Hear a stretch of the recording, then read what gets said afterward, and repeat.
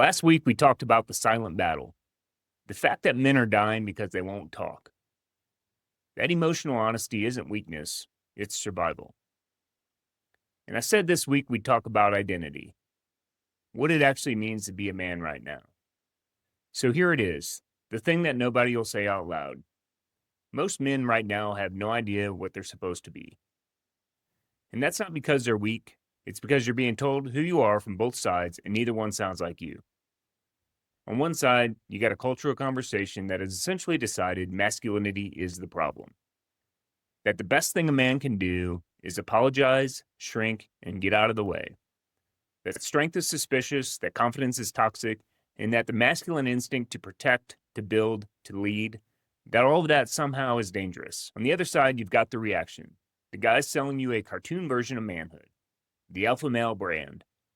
Guys who've turned masculinity into a costume, loud, performative, usually selling you a course or a supplement that took a real crisis and turned it into a grift. Neither of these is real. And I say that because neither of these camps is actually interested in making you a better man.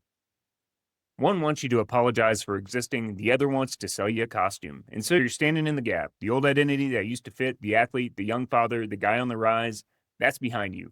And the man you're supposed to become, nobody's drawn that map yet. You know what you're not, but you don't know what you are. That gap is where men get lost. It's where the fade gets loud. That's the identity fade. And that's what we're talking about today. I'm Jonathan. This is Against the Fade. So let's talk about how this actually happens. Because the identity fade doesn't just show up all at once. It's not a crisis, it's a slow erosion. When you're young, you don't think about identity. You just have one. You're the athlete, the guy building a career, the new husband, the new father. Life is moving fast and the roles are clear, and you're too busy to ask whether they fit because they do. They fit perfectly. And then somewhere around 40, the roles start to shift.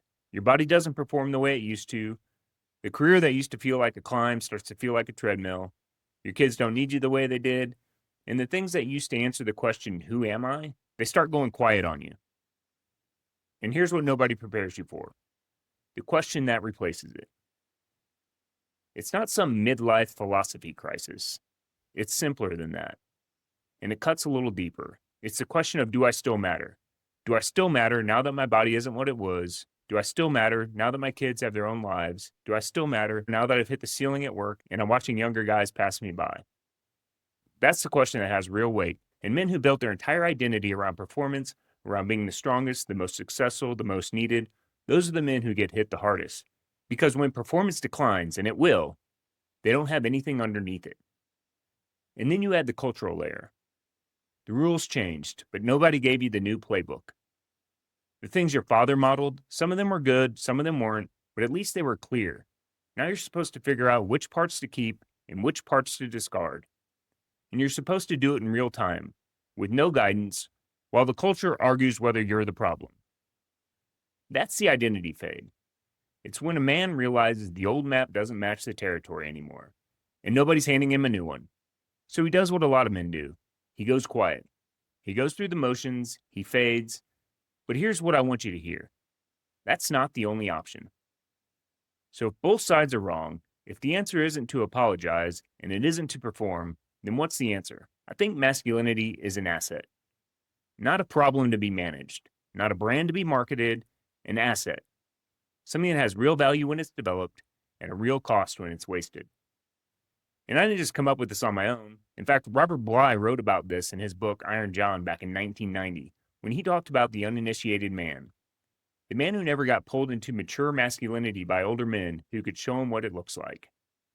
Bly's argument was that modern men aren't suffering from too much masculinity, they're suffering from masculinity that never grew up. Then Moore and Gillette built on that work with their masculine archetypes. The king, the warrior, the magician, the lover. Their point wasn't that men need to pick one, it was that mature masculinity draws from all of them. The man who can only fight is incomplete, the man who can only think is incomplete. The man who can lead but can't serve is dangerous. And then Richard Reeves, in Of Boys and Men, brought this into the modern data. He made the case that men are facing real structural challenges in education, in employment, and in social connection. And pretending masculinity is only a privilege doesn't just miss the point, it makes things worse. But then David Brooks talks about what he calls the second mountain. This idea that the first half of life is about building the ego, the resume, the career, and the second half, if you do it right, is about commitment, service, and the things that are bigger than you. So here's what I think masculinity actually looks like when it grows up. I think it comes down to four things. First, there's the protector, not the guy looking for a fight, the guy who's willing to stand between the people he loves and whatever's coming. That takes strength, real strength that you build, and the kind you build in your character. Second, there's the provider. And I don't just mean a paycheck. I mean stability, safety, presence. The man who provides is the man who shows up consistently, quietly, whether anyone notices or not. Then third, there's the builder. Men are wired to build things, families, businesses, communities, things that outlast them. The builder isn't chasing legacy for his ego. He's creating something that matters after he's gone. And then fourth is the mentor. So this is one that most men miss. At some point, the job shifts from climbing to reaching back. The man who mentors is the man who says, I've been where you are, here's what I've learned, let me walk with you. That's it. Protector, provider, builder, mentor. That's masculinity as an asset. And notice what's not on the list. Power isn't on it, control isn't on it, never showing weakness isn't on it. Because a man of strength is not a man who never breaks. He's a man who breaks and rebuilds. A man who fails and takes accountability.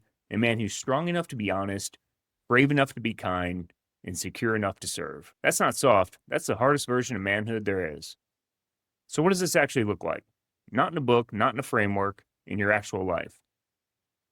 It's the man who trains, not to impress anyone, not to chase what he looked like at 25, but because he wants to be strong enough to pick up his grandchildren, strong enough to protect his family, and strong enough to be useful for the next 40 years. It's the man who picks up the phone, calls a friend he hasn't heard from in 3 months, not because it's comfortable, but because he remembers what we talked about in episode 2, that men are dying of isolation, and a phone call is the counterpunch. It's a man who sits across from his wife and says, I'm struggling right now, not because he's weak, but because he listened to what we talked about last week, that emotional honesty is the bravest thing a man can do.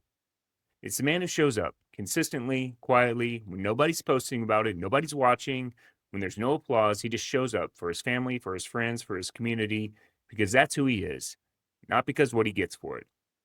And it's the man who reaches back, who finds a young man, a son, a nephew, a guy at the gym, a coworker who's been struggling, and he says, I've been there, let me help. Because he knows that the things he's learned through failure and pain and getting back up aren't just for him. They're for the men coming after him. That's what it looks like. It's not loud, it's not performative, it's not about going back to some imagined golden age when men had it all figured out, because they didn't. It's about going deeper. Deeper into the kind of man who doesn't need the world to validate him because he's already doing the work. So here's what I want to leave you with. The identity fade wants you to believe that your best years are behind you. That the man you were at 30, stronger, faster, more relevant, that was the peak, and everything from here is just managing the decline. The culture wants you to either apologize for your masculinity or turn it into a sideshow, but neither one is asking you to be better. So forget all that. The man you were at 30 didn't know what you know now. He hadn't been tested the way you've been tested. He hadn't failed and gotten back up. He hadn't sat in the dark wondering if he still mattered and chosen to keep going anyway. The most capable, valuable, and strongest version of you isn't behind you. He's in front of you. But he doesn't just show up. You have to build him. And you have to build him by choosing every single day to be the protector, the provider, the builder, and the mentor. Because that's who you actually are when you stop listening to the noise. You're not fading, you're being forged, but only if you choose it. So next week, we get into the physical side of this. Your body after 40. What's actually happening? The testosterone, the muscle loss, the recovery, all of it.